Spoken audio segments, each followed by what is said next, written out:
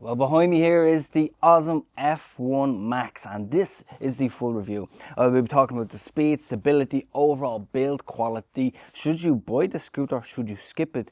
Who is it really for? So let's get into it. Okay, so let's talk about the speed. Now, what we do really have here is we have 1400 watt motors in the front and in the rear of this electric scooter. It is packed with a 60 volt battery. So what does that mean? That means power, and very fast power. I actually got this scooter up to 78 kilometers an hour, and in my opinion that is more than fast enough. Why would you really need that speed? But I did test it. Is it for people who love speed? Yes. But is it for a beginner? Absolutely not, and I will explain why at the end of this video. Now, if you did not see the first ride video, you will see how quick this actually gets up to that speed, and it is frightening, to be honest. So let's talk about the stability. So if you actually take a close look here, you have these two swing arms here, and you have two front suspensions on this here and on the opposite side. Now, before I actually took it out on that first ride for the speed test, I was a little bit concerned about stability, because normally with scooters that have that type of power, that get up to that type of speed very fast, most of them are not that stable. But you really need to have a look at that video, because you will see when I'm actually going that nearly 80 km/h speeds, this was rock solid. Of course, the weight of the scooter will help with that, because of course you have the motor at the front. Normally scooters that don't have motors at the front are of course lighter, so they're a bit more difficult to stabilize going higher speeds. There is no steering damper needed for this electric scooter, so you have absolutely nothing to worry about when it comes to stability. But there is another thing that I really should touch on in this video in a few minutes, so stick with me on this one. Now let's talk about the hill climbing. Well, to be honest, you've nothing to worry about. You can switch between dual motor, single motor.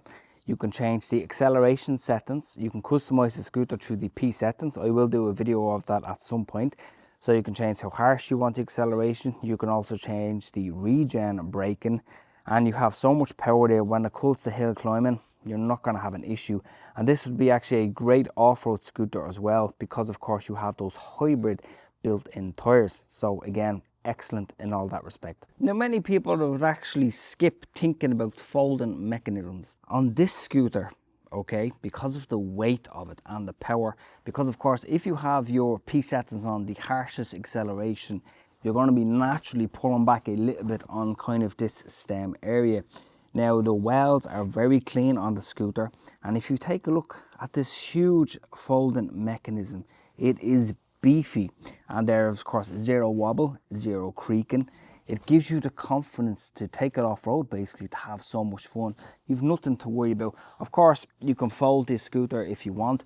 It does weigh actually 36 kilograms. Definitely, if you need to put this in and out of your car, you need to take into consideration that weight. But from, I guess, a safety aspect, you have no issue at all, no worries about this huge folding mechanism. Okay, so let's briefly talk about the suspension. If you take a close look here, it's not that high from the ground, so you have plenty of movement there, plenty of bounce. So again, you could, if you wanted in the long run, I personally wouldn't do it. You could, if you wanted, upgrade this to air shock suspension, hydraulic suspension, wherever you want. But out of the box, it is fine. You can of course adjust the suspension to have more travel or for it to be more firm. Again, when it comes to that, it's actually fine, to be honest. And another good thing as well is this deck is huge. You have so much comfort there. The length is the most important thing on an electric scooter, because you can stretch your legs easily if you're going long distances. So the way the scooter is designed is excellent, and you have this huge kick plate here, so of course you can rest your foot going long distances, stretch your back legs there if you need to. And yeah, they definitely nailed it when it comes to the comfort with the suspension, with the stability. So as well, we need to talk briefly about the tires on this. They are 10-inch hybrid tires, and again, they give excellent stability. They do make a little bit of noise, so if you see that in the first video, of course they naturally make noise, but they do the job The only letdown is, unfortunately, they are tubed tires. So if you get a puncture, you will need to change the tube on them. I don't know why they have not adopted on this model, not yet in any way, tubeless tires. But I imagine down the line they will. Again, that's not much of a deal breaker. I will talk about the price as well in a second, but stick with me. So actually coming up on top here, you have these really nice grips. And take a note of this. These buttons here are actually your indicators. So you just click them. They have a clicky touch to them. So very discreet. You have a huge loud horn on this. You have dual motor, single motor switch right here. You have my favorite actually. I love these Zoom hydraulic brakes. I always have. As soon as I tried them on my Varla Eagle one many years ago. So I definitely love that. You have the standard Ausom display here. This is basically your hook to lift the scooter. You hook that onto the back of the footrest.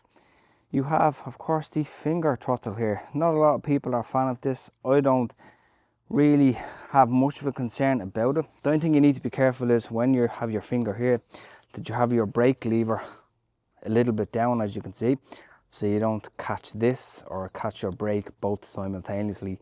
So you just need to have it set up the right way. I like this setup here. It's at a little bit of an angle, so none of them are getting in the way of each other. Now on this model as well, you can customize the passcode, or you can use your NFC cards that you get with it. You simply tap the screen to do that, or you can just pop in your code here, hold down the on button. Default code is basically 4 zeros, and then that's it. So you simply just press the plus button, and then you can go on to sport, you can go on to race, or you can just go back to eco. It also displays the voltage on the top here of the scooter, which is very nice to see. Always go off the voltage, never go off the battery bars at the end here, because they're not that accurate on pretty much every single scooter out there. Another quick note here is that if you ever do need to change anything, there's quick release connectors, as you can see all at the back here, on pretty much the display, the throttle, the indicators, your switches here as well. So again, very nice to see. The light on this model is very bright. It is not adjustable, so it's a fixed basically position. So it will do the job, to be honest, but you could get an additional light on the top, but they are quite strong LEDs, so again, nothing to worry about. And it just has such a nice design here. It's different compared to some scooters out there. Initially I wasn't too crazy about the mudguard, but it's actually quite nice, to be honest. I just need to give that, I need to tighten that mudguard there. But it's yeah, it looks different, but you know, it will do the job. The only thing is, water can actually splash back up here. So if you're riding in the rain, you will definitely need to clean that. So I'd rather actually be the traditional opposite way around. But it is what it is, you can't change it. And actually, take a look here. The lighting is a nice white light, like the colour of my puppy here, Bart. And yeah, it looks very nice, very clean design here. And yeah, it's definitely different. And then of course, when you press your indicators, the back indicator lights here, which is actually quite nice to see. Another note on these indicators, on the previous Ausom scooters that I've had, is you have a switch here. You can accidentally turn on the indicators by mistake. So on this model, it's more difficult to do. So they kind of have thought about that. You have these huge discs here. You have this very nice kind of detailed design here along the back swing arms. This is where your horn is, by the way. Your horn is actually just at the very back there. So it's extremely loud. So people will definitely hear you. Okay, so I'm gonna go through the spec now, then give my overall verdict on the F1 Max. Now, just to note, it states on the website it goes 72 kilometers an hour. I got it up to 78 kilometers an hour. That was with a small bit of tailwind, but trust me, 70 kilometers an hour, even that on a scooter, is extremely dangerous. So definitely be very careful. Of course, stick by your local laws as well. Now, it does state on the website as well that it can actually go max range of 100 kilometers. Of course, that's going eco, single motor, with a light rider in perfect conditions. If you're going flat out on a scooter like this, to be honest, you would probably cut that by, I'd say 60%, maybe 65% if you're going the fastest speed possible. So again, it depends on the wind, it depends on the tire pressure, It depends on your riding style. It depends on your P settings on the electric scooter. The faster you go, the faster the battery drains. It could not be any more simple. Charging time on the F1 Max, because of that huge battery, 60-volt battery, is 6 to 12 hours. But of course you can get another charger from Ausom and cut that by half. So, you know, that's probably one of the bonuses about this scooter. Of course, where the charging ports are on this scooter, you need to be careful not to damage them if you're parking it beside something, because if you get these damaged, you're kind of screwed, to be honest. So definitely just be careful with these type of charging ports here. Another note is this scooter is IP54 rated, so it's okay in light rain.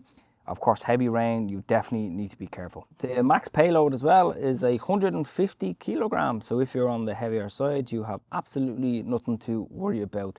A note is if you are quite tall, if you are, I'd say, over 6 foot, you would struggle to kind of stay comfortable on this scooter because the handlebars are not basically adjustable, so you would kind of struggle with that. All of this actual specs are on the website. By the way, this is linked below with a discount code that I have for a limited time only from Ausom. So if you want to save some money, you probably could consider getting it now. It's entirely up to you, whatever you want to do, but I will try and keep that discount code active for as long as possible. But here's some excellent news. At the time of recording this video, now think about what you're getting here.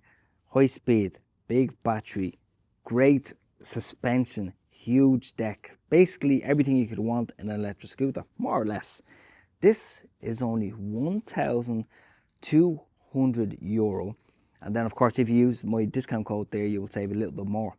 €1,200 for a 60-volt scooter. That is ridiculous. That is the time of the sales, to be honest.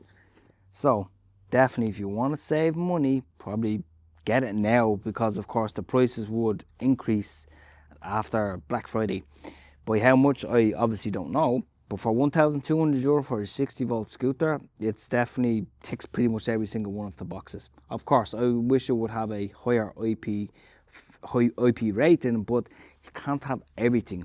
That's only on some of the very most expensive electric scooters out there. But it's excellent. I love it. I absolutely do. If you have any questions, leave them below, and I'll talk to you in the next video.